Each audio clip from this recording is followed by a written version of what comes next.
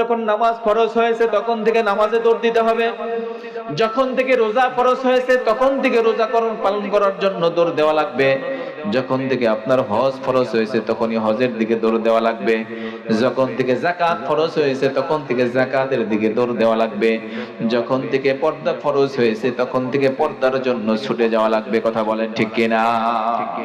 দৌড় দেওয়া লাগবে। কিরকম? এক বাদশা ছিল, তার নাম ছিল, বাদশার গোলাম ছিল, তার নাম ছিল আয়াস। কি নাম? আয়াস নামক গোলাম। বাদশা তাকে খুব পছন্দ করে। এই গোলাম কোনো সুপারিশ করলে বাদশা ফিরে দেয় না। বাদশার কাছে খুব প্রিয় একটা গোলাম। মন্ত্রী পরিষদের কথাও এত গুরুত্ব পায় না এই গোলাম বাদশার কাছে কোনো আবদার করলে যেমনটি গুরুত্ব পায়। এই কারণে মন্ত্রীদের মন খারাপ। আমরা রাষ্ট্র দেখাশোনা করি, রাষ্ট্রের আয় উন্নতি অবনতি এগুলা নিয়ে আমরা 24 ঘন্টা ফিকির করি, রাষ্ট্রের কল্যাণের চিন্তায় আমরা ঘুমাইতে পারি না। বাদশা আমাদের কথার এত গুরুত্ব দেয় না, আয়াজের কথার এত গুরুত্ব বাদশার কাছে না। বিষয়টা ভালো লাগতেছে না। আস্তে আস্তে তাদের মধ্যে এই বিষয় নিয়ে সমালোচনা বাড়তে এক পর্যায়ে গিয়ে কি করলো, এই বাদশার কান পর্যন্ত কথা চলে গেল। বাদশা ডাক দিয়ে বলে, ঠিক আছে, তোমরা এই বিষয় নিয়ে সমালোচনা করতেছো, আমি আয়াজকে কেন ভালোবাসি, তাহলে দেখি ভালোবাসার পিছনে কি কারণ আছে, আমি তোমাদেরকে একটু প্রমাণ দেখাই। বাদশা সবাই নিয়ে একটা দাওয়াতের আয়োজন করলেন, খানা পিনার একটা আয়োজন করলেন। খানা পিনা শুরু হয়ে গেছে, খানা পিনা শেষ হলো, এরপরে তাদের আলোচনার মজলিস শুরু হবে। আলোচনার মজলিস শুরু হতে বাদশা বললেন, আজকে আমরা একটা নতুন পয়েন্টে আলোচনা করব। কি পয়েন্টে? বাদশা নামদার বললেন, অন্য দিনের আলোচনার মতো আজকে সাধারণ কোনো আলোচনা নয়, গুরুত্বপূর্ণ একটা আলোচনা তোমাদের সঙ্গে হবে।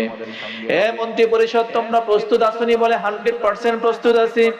বাদশা নামদার নিজের পকেট থেকে হীরার একটা টুকরা বের করে দিয়ে প্রথম সারির একজন মন্ত্রীকে ডেকে বললেন, তুমি এদিকে আসো। বলে আছি স্যার, আসছি। কি বলেন? বলেন। কয়টা হাতে নাও। বলে হাতে নিলাম। বলে এটার নাম কি? বলে হীরার টুকরা। কয় দাম কেমন? বলে অনেক দাম। বাদশা বলে এটা দামি জিনিস, তুমি বুঝতে পারছো নি? বলে বুঝতে পারছি। বাদশা ডেকে বলে, বুঝতে যদি পারছো, এবার আমি অর্ডার করছি এটা ভেঙে ফেলাও।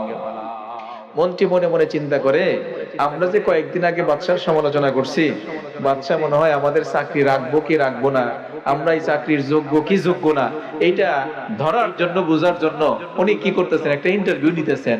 এই জন্য মাথা খাটাইতেছে, দেখি ইন্টারভিউ ফেল করা যাবে না, এত দামি চাকরি, মন্ত্রী পরিষদের চাকরি পাইছি, এখান থেকে আউট হওয়া যাবে না। বুদ্ধি খাটায় বলে, বাদশা নামদার, এত দামি একটা জিনিস কোনো কারণ ছাড়া এটা আমি ভাঙতে পারবো না। দামি জিনিস কারণ ছাড়া আমি ভাঙতে পারবো না। পারবা না? কয় না। ঠিক আছে, তুমি তোমার আসনে চলে যাও। এবার আসছে দ্বিতীয় নম্বর আরেকজন মন্ত্রী। বলে এটা কি জিনিস? বলে হীরার টুকরা। ঠিক আছে, দাম কেমন? বলে অনেক দাম। ঠিক আছে, এটা ভেঙে ফেলাও। বাদশা নামদার, এত দামি জিনিস কোনো কারণ ছাড়া আমি কেমনে ভাঙ্গি, আমার পক্ষেও সম্ভব না। এক এক করে সিরিয়াল শেষ হয়ে গেল। বাদশা নামদার এবার তার গোলাম আয়াসকে ডাকলেন, আয়াস তুমি সামনে চলে আসো। আয়াস সামনে আসার পরে তার হাতের মধ্যে তুলে দিলেন। আয়াস বলো এটা কি জিনিস? বলে দামি একটা হীরার টুকরা।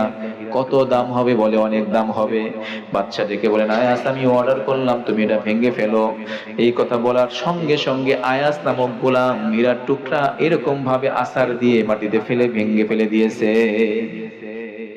এই দৃশ্য দেখে মন্ত্রী পরিষদ তারা চিন্তা করে গেল, আমরা যে কাজ করতে সাহস পাইলাম না, এই কাজটা এই গোলাম করে ফেললো। এই গোলাম এবার ধরা খাবে ঠিক মতে। আর বাদশাও বুঝতে পারবে একটা অপদার্থ গোলাম রে এত গুরুত্ব দেওয়া, এত মূল্য দেওয়া ঠিক হয় না এ যাবৎ পর্যন্ত। এবার গোলামও টের পাবে, বাদশাও টের পাবে। এখনই যদি প্রশ্ন করে কেন ভাঙলা, কি উত্তর দিবি তুই? তো যেই ভাবা সেই কাজ। বাদশা জিজ্ঞেস করে ফেললো, আয়াস এত দামি একটা জিনিসকে তুমি ভেঙে ফেললা, কি কারণে ভাঙলা বলো তো? প্রশ্ন করা শেষ।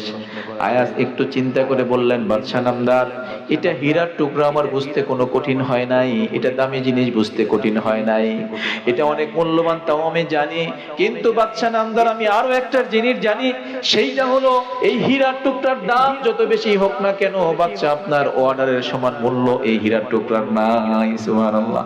হীরার টুকরা ভাঙতে আমি আয়াজের কোনো সময় লাগবে না, বলেন সুবহানাল্লাহ। বাদশা এবার মন্ত্রী পরিষদকে ডাক দেখো, এই বুঝছনি তোমরা? বুঝছনি? কি বুঝবো? দেখো সে আমার কথার গুরুত্ব কত দেয়। আমি তোমাদেরকে অর্ডার করছি, তোমরা পারো নাই, তাকেও অর্ডার করছি, সে এই অর্ডার ফেলে দিতে পারে নাই। কি জবাব দিয়ে দিল? যে আমার কথার গুরুত্ব এরকম হাজার হীরার টুকরার কাছেও তার চাইতেও তার কাছে বেশি। তাহলে যেই বান্দার কাছে আমার কথার এত গুরুত্ব এত দাম, ওই বান্দাকে আমি ভালো না বসে কি পারি? বলেন সুবহানাল্লাহ।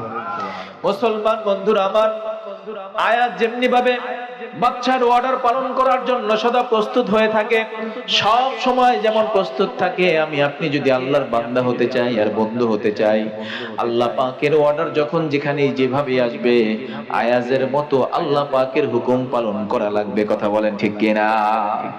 আপনি দোকানে বসে চা পান করতেছিলেন, এই মুহূর্তে মুয়াজ্জিনের কণ্ঠের আওয়াজটা আপনার কর্ণকুহরে চলে আসলো, আর দেরি করা যাবে না, সঙ্গে সঙ্গে দৌড় দিয়ে আপনাকে মসজিদে যেতে হবে। আপনি চায়ের আড্ডাখানায় ছিলেন, চা পান করা ছেড়ে দিয়ে দৌড় দিতে হবে। আপনি অফিসের চেয়ারে ছিলেন, অফিসের চেয়ার ছেড়ে দিয়ে জোহরের নামাজের আজান হয়ে গেছে, দৌড় দেওয়া লাগবে। আপনি ক্ষেত খামারে আছেন, ওইখানে আজান হয়ে গেলে সময় মতো নামাজটা আদায় করে নেওয়া লাগবে।